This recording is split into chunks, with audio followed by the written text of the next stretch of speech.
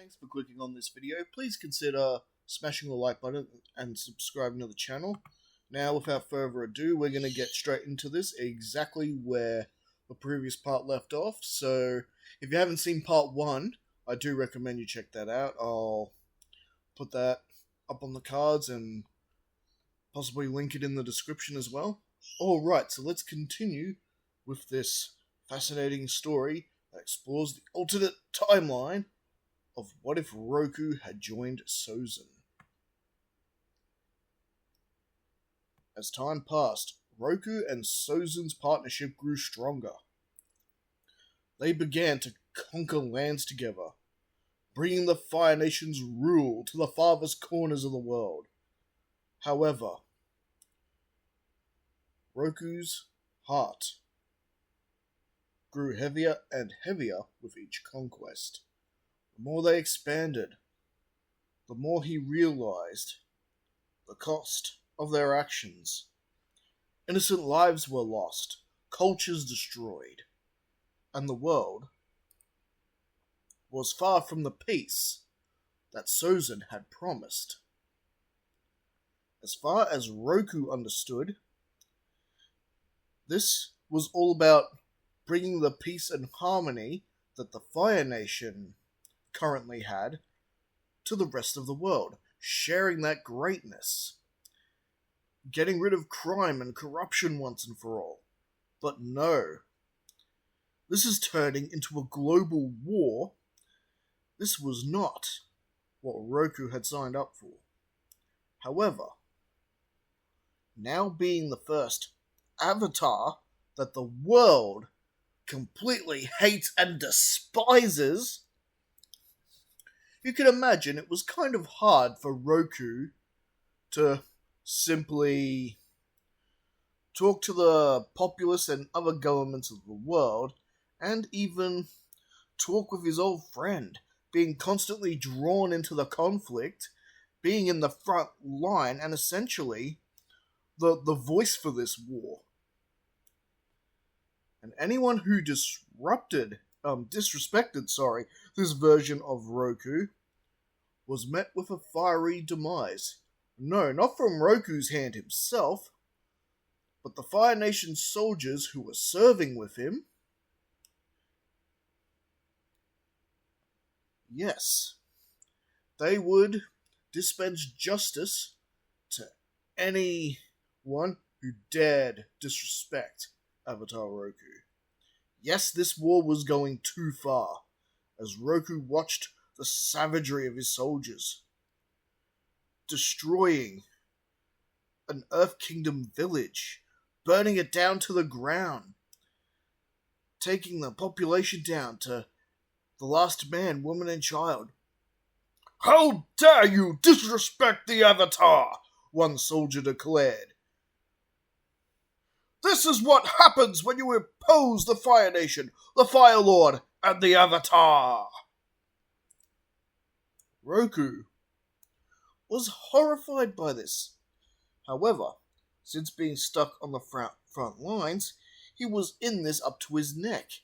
I mean, he had to defend himself from the Earth Kingdom soldiers, and, of course, Water Tribe soldiers.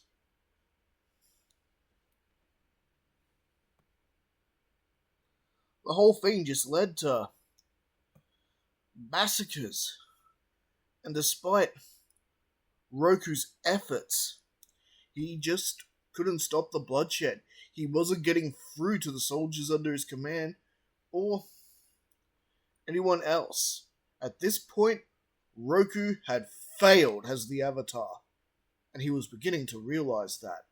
His soldiers held Roku on a pedestal like he was a god they were obeying, except they weren't. Roku wanted this stop, but the bloodshed and massacre just kept going. Eventually, word of this would spread to Firelord Sozin. Though he's pleased his soldiers are performing above and beyond even his expectations, he hates the fact that his soldiers, supporters, and followers seemed to respect Avatar Roku more than himself. And this began to stew within Sozin. Even as the years passed by, years had passed, and Roku was at his breaking point. He couldn't stand this anymore.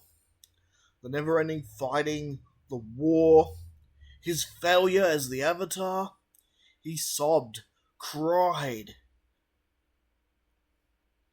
especially at hearing the latest plan his friend had devised. And we all know that plan, that Sozin intends to use the power of a comet to win the war. With a newfound determination, Roku rises, calls his dragon. He should never have let Sozin get in his head. It was time to put a stop to this madness. Roku decided to disobey his Firelord, and he left the battlefield. One fateful day, Roku confronted Sozin once more, much like he did in the previous part. "Sozin, this isn't what we've envisioned. We are not bringing peace. We are spreading destruction and fear. This has to stop." Sozin's eyes narrowed. "You are weak, Roku. You always have been. If you cannot see the greatness we are achieving, then you are no longer my ally." Roku's heart sank, and he knew what was about to come. Roku took his leave. He decided he would take it upon himself to end the fighting once and for all. First, he had to do something about the current battles going along in the battlefield. So he began using frightening displays of his avatar power entering the avatar state, in order to put an end to the conflict, get the sides talking and listening. However, one time where he had done this, and he had managed to get a few of these garrisons, these opposing garrisons and armies, to actually cease fire. He had managed to buy himself a little time with that stunt, but one day, when he returned to his own battlefield to try this out, and yes, this was beginning to work. He once again had entered his avatar state, and getting his soldiers, as well as the Earth Kingdom, any Water Tribe soldiers that were also there, everyone began lowering their power. Avatar Roku had declared the war over. However, before he could finish, his powers were spent and he exited out of the Avatar state. Before he could finish his little speech, suddenly, he hears a voice that sends chills down his spine. "You are a threat to my power, Roku, and threats must be eliminated!" In a fierce battle, Roku fought valiantly against Sozin. However, Sozin knew what Roku was doing. All these, going to the battlefield, stopping everyone from fighting, using the Avatar state constantly like he was. Roku was in a very much weakened state. And Sozin took advantage of this.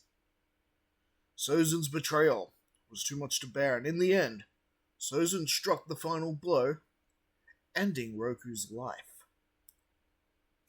As Roku's spirit left his body, he knew that the cycle of the Avatar would continue. After all, Roku wasn't killed in the Avatar state. Remember, I said he powered down. The world would need a new Avatar to restore balance. Years later, Avatar Aang was born. However, in this timeline, Aang was born into a world corrupted by Sozin's influence. And Aang wasn't quite the same cheery airbender boy that we get in the original. Aang had evidently inherited Roku's corruption, as he would have fits of unexplained rage, as if the avatar before him was crying out for vengeance. The cycle of the avatar continued, but the world remained in turmoil, waiting for a true hero to bring